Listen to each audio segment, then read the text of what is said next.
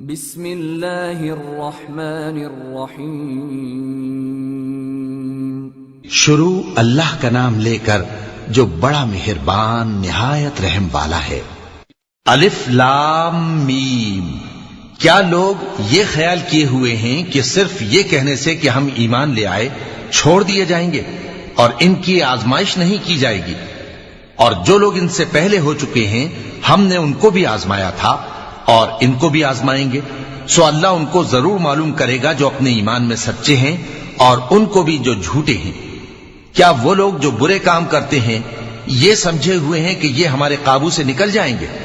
جو فیصلہ یہ کرتے ہیں برا ہے۔ جو شخص اللہ کی ملاقات کی امید رکھتا ہو تو اللہ کا مقرر کیا ہوا وقت ضرور آنے والا ہے، اور وہ سننے والا ہے، جاننے والا ہے۔ اور جو شخص محنت کرتا ہے تو اپنے ہی فائدے کے لیے محنت کرتا ہے، بے شک اللہ تو سارے جہان سے بے نیاز ہے۔ اور جو لوگ ایمان لائے اور نیک عمل کرتے رہے ہم ان کے گناہوں کو ان سے دور کر دیں گے اور ان کو ان کے اعمال کا بہت اچھا بدلہ دیں گے۔ اور ہم نے انسان کو اس کے ماں باپ کے ساتھ نیک سلوک کرنے کا حکم دیا ہے۔ اے مخاطب، اگر تیرے ماں باپ تجھے مجبور کریں کہ تو میرے ساتھ کسی کو شریک بنائے جس کی حقیقت کی تجھے واقفیت نہیں تو ان کا کہا نہ مانیو۔ تم سب کو میری طرف لوٹ کر آنا ہے، پھر جو کچھ تم کرتے تھے میں تم کو جتا دوں گا۔ اور جو لوگ ایمان لائے اور نیک عمل کرتے رہے ان کو ہم نیک لوگوں میں داخل کریں گے۔ اور بعض لوگ ایسے ہیں جو کہتے ہیں کہ ہم اللہ پر ایمان لائے، پھر جب ان کو اللہ کے راستے میں کوئی ایذا پہنچتی ہے تو لوگوں کے ایذا پہنچانے کو یوں سمجھتے ہیں جیسے اللہ کا عذاب۔ اور اگر تمہارے پروردگار کی طرف سے مدد پہنچے تو کہتے ہیں کہ ہم تو تمہارے ساتھ تھے۔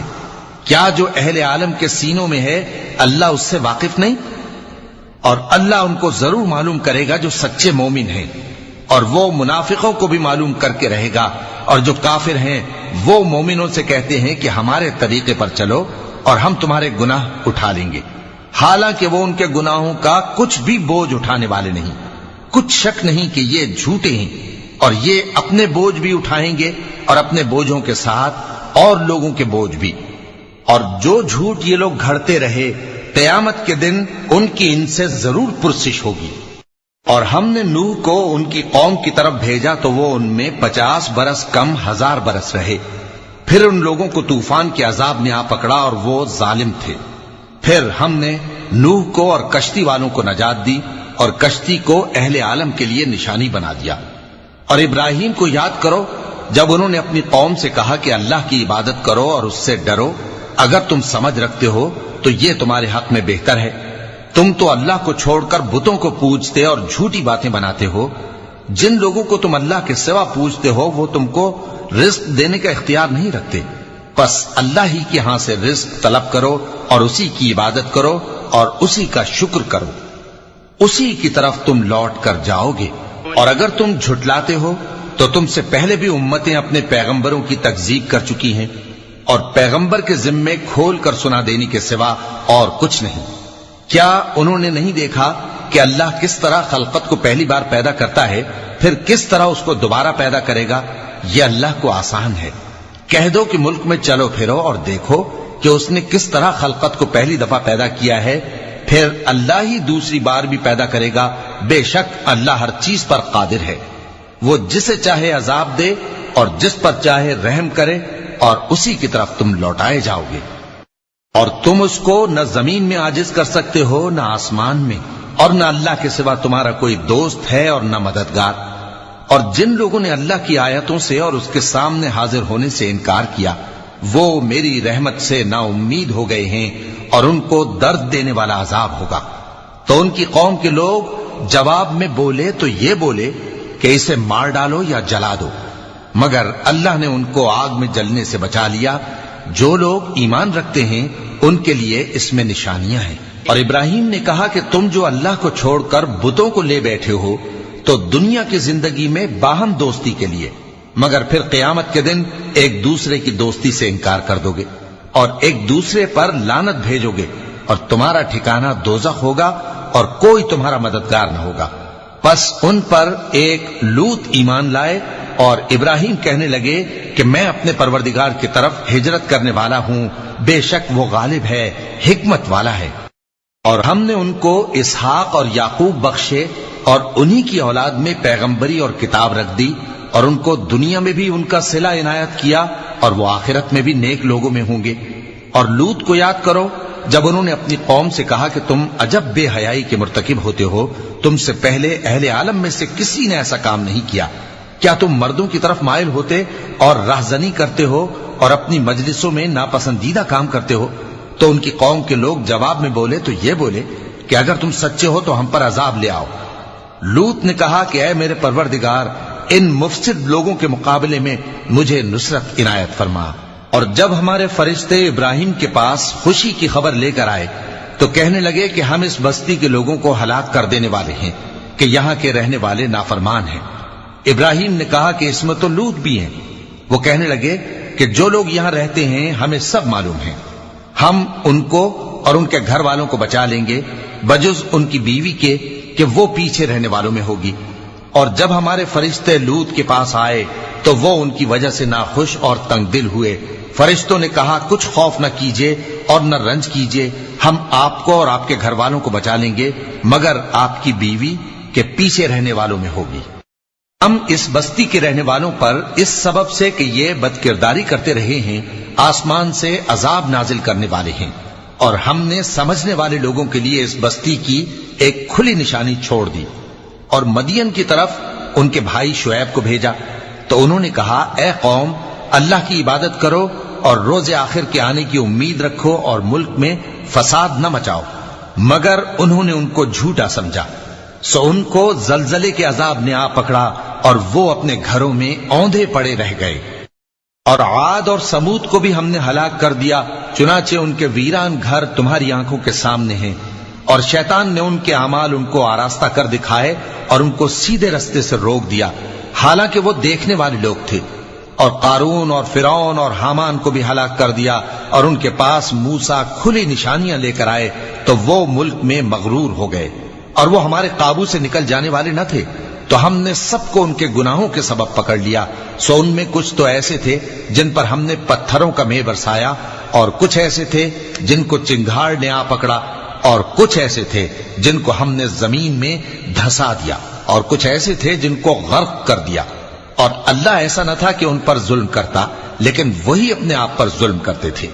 جن لوگوں نے اللہ کے سوا اوروں کو کارساز بنا رکھا ہے، ان کی مثال مکڑی کی سی ہے کہ وہ بھی ایک طرح کا گھر بناتی ہے، اور کچھ شک نہیں کہ تمام گھروں سے کمزور مکڑی کا گھر ہے۔ کاش یہ اس بات کو جانتے۔ یہ جس چیز کو اللہ کے سوا پکارتے ہیں خواہ وہ کچھ ہی ہو، اللہ اسے جانتا ہے اور وہ غالب ہے، حکمت والا ہے۔ اور یہ مثالیں ہم لوگوں کے سمجھانے کے لیے بیان کرتے ہیں، اور اسے تو اہل دانش ہی سمجھتے ہیں۔ اللہ نے آسمانوں اور زمین کو حکمت کے ساتھ پیدا کیا ہے، کچھ شک نہیں کہ ایمان والوں کے لیے اس میں نشانی ہے۔ اے نبی، یہ کتاب جو تمہاری طرف وحی کی گئی ہے اس کو پڑھا کرو، اور نماز کے پابند رہو۔ کچھ شک نہیں کہ نماز بے حیائی اور بری باتوں سے روکتی ہے، اور اللہ کا ذکر سب سے بڑا ہے، اور جو کچھ تم کرتے ہو اللہ اسے جانتا ہے۔ اور اہل کتاب سے بحث نہ کرو مگر ایسے طریق سے کہ نہایت اچھا ہو۔ ہاں، جو ان میں سے بے انصافی کریں ان کے ساتھ اسی طرح مجادلہ کرو، اور کہہ دو کہ جو کتاب ہم پر اتری اور جو کتابیں تم پر اتری ہم سب پر ایمان رکھتے ہیں، اور ہمارا اور تمہارا معبود ایک ہی ہے، اور ہم اسی کے فرما بردار ہیں۔ اور اسی طرح ہم نے تمہاری طرف کتاب اتاری ہے تو جن لوگوں کو ہم نے کتابیں دی تھیں وہ اس پر ایمان لے آتے ہیں، اور بعض ان مشرک لوگوں میں سے بھی اس پر ایمان لے آتے ہیں، اور ہماری آیتوں سے وہی انکار کرتے ہیں جو ہیں ہی کافر۔ اور تم اس سے پہلے کوئی کتاب نہیں پڑھتے تھے اور نہ اسے اپنے ہاتھ سے لکھ ہی سکتے تھے، ایسا ہوتا تو اہل باطل ضرور شک کرتے، بلکہ یہ روشن آیتیں ہیں جن لوگوں کو علم دیا گیا ہے ان کے سینوں میں محفوظ، اور ہماری آیتوں سے وہی لوگ انکار کرتے ہیں جو بے انصاف ہیں۔ اور کافر کہتے ہیں کہ اس پر اس کے پروردگار کی طرف سے نشانیاں کیوں نازل نہیں ہوئیں؟ کہہ دو کہ نشانیاں تو اللہ ہی کے پاس ہیں، اور میں تو کھلم کھلا خبردار کرنے والا ہوں۔ کیا ان لوگوں کے لیے یہ کافی نہیں کہ ہم نے تم پر کتاب نازل کی جو ان کو پڑھ کر سنائی جاتی ہے؟ کچھ شک نہیں کہ مومن لوگوں کے لیے اس میں رحمت اور نصیحت ہے۔ کہہ دو کہ میرے اور تمہارے درمیان اللہ ہی گواہ کافی ہے۔ جو چیز آسمانوں اور زمین میں ہے وہ سب کو جانتا ہے، اور جن لوگوں نے باطل کو مانا اور اللہ سے انکار کیا وہی نقصان اٹھانے والے ہیں، اور یہ لوگ تم سے عذاب کے لیے جلدی کر رہے ہیں، اور اگر ایک وقت مقرر نہ ہو چکا ہوتا تو ان پر عذاب آ بھی گیا ہوتا، اور وہ کسی وقت میں ان پر ضرور اچانک آ کر رہے گا اور ان کو معلوم بھی نہ ہوگا۔ یہ تم سے عذاب کے لیے جلدی کر رہے ہیں، جبکہ دوزخ تو کافروں کو گھیر لینے والی ہے۔ جس دن عذاب ان کو ان کے اوپر سے اور ان کے پیروں کے نیچے سے ڈھانک لے گا، اور اللہ فرمائے گا کہ جو کام تم کیا کرتے تھے اب ان کا مزہ چکھو۔ اے میرے بندو جو ایمان لائے ہو، میری زمین فراخ ہے تو میری ہی عبادت کرو۔ ہر شخص موت کا مزہ چکھنے والا ہے، پھر تم ہماری ہی طرف لوٹ کر آؤ گے۔ اور جو لوگ ایمان لائے اور نیک عمل کرتے رہے ان کو ہم بہشت کے اونچے اونچے محلوں میں جگہ دیں گے، جن کے نیچے نہریں بہ رہی ہیں، ہمیشہ ان میں رہیں گے۔ نیک عمل کرنے والوں کا یہ خوب بدلہ ہے، جو صبر کرتے اور اپنے پروردگار پر بھروسہ رکھتے ہیں۔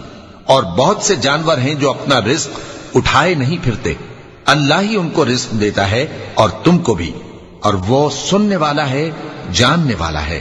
اور اگر ان سے پوچھو کہ آسمانوں اور زمین کو کس نے پیدا کیا اور سورج اور چاند کو کس نے تمہارے زیر فرمان کیا، تو کہہ دیں گے اللہ نے۔ تو پھر یہ کہاں الٹے جا رہے ہیں؟ اللہ ہی اپنے بندوں میں سے جس کے لیے چاہتا ہے روزی فراخ کر دیتا ہے، اور جس کے لیے چاہتا ہے تنگ کر دیتا ہے۔ بے شک اللہ ہر چیز سے واقف ہے۔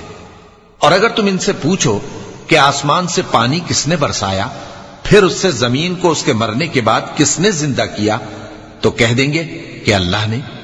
کہہ دو کہ اللہ کا شکر ہے، لیکن ان میں اکثر نہیں سمجھتے۔ اور یہ دنیا کی زندگی تو صرف کھیل اور تماشا ہے، اور ہمیشہ کی زندگی کا مقام تو آخرت کا گھر ہے۔ کاش یہ لوگ سمجھتے۔ پھر جب یہ کشتی میں سوار ہوتے ہیں تو اللہ کو پکارتے، خالص کرتے ہوئے اسی کے لیے اطاعت کو، لیکن جب وہ ان کو نجات دے کر خشکی پر پہنچا دیتا ہے تو جھٹ شرک کرنے لگ جاتے ہیں، تاکہ جو ہم نے ان کو بخشا ہے اس کی ناشکری کریں اور فائدہ اٹھائیں۔ سو خیر عنقریب ان کو معلوم ہو جائے گا۔ کیا انہوں نے نہیں دیکھا کہ ہم نے حرم کو مقام امن بنایا ہے اور لوگ ان کے گرد و نواح سے اچک لیے جاتے ہیں؟ کیا یہ لوگ باطل پر اعتقاد رکھتے ہیں اور اللہ کی نعمتوں کی ناشکری کرتے ہیں؟ اور اس سے بڑا ظالم کون جو اللہ پر جھوٹ بہتان باندھے، یا جب حق بات اس کے پاس آئے تو اس کی تکذیب کرے؟ کیا کافروں کا ٹھکانہ جہنم میں نہیں ہے؟ اور جن لوگوں نے ہمارے راستے میں محنت کی ہم ان کو ضرور اپنے رستوں پر چلا دیں گے، اور اللہ تو نیکوکاروں کے ساتھ ہے۔